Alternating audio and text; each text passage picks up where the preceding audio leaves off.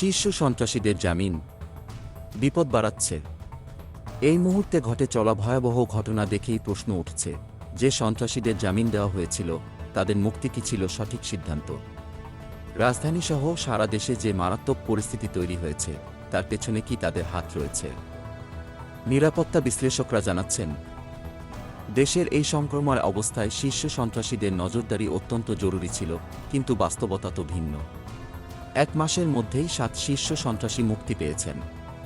কেরানীগঞ্জ এবং কাশিমপুর কারাগার থেকে মুক্তি পাওয়া সন্ত্রাসীদের মধ্যে সুইডেন আসলাম, কিলার আব্বাস, ফ্রিডম রাসু ও পিচ্চি হেলালের মতো ভয়ঙ্কর নাম রয়েছে। তবে প্রশ্ন উঠছে, এই জামিন আদেশ কি আরও বড় বিপদ ডেকে আনছে?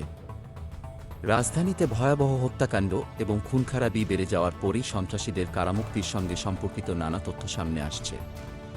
এলিফ্যান্ট রোডে এক ব্যবসায়ীকে কুপিয়ে মারাত্মক জখম করা হয়েছে। সেই ঘটনায় সন্ত্রাসীরা থানা ঘেরাও করে তাদের সহযোগীকে ছিনিয়ে নিয়েছে। গোয়েন্দারা ধারণা করছেন, জামিনে মুক্ত শীর্ষ সন্ত্রাসী ইমন এই ঘটনার পেছনে রয়েছে। এর পরপরই মিরপুরে প্রকাশ্যে এক ব্যক্তিকে কোপানো হয় এবং পিচ্চি হেলালের জড়িত থাকার প্রমাণ পাওয়া গেছে।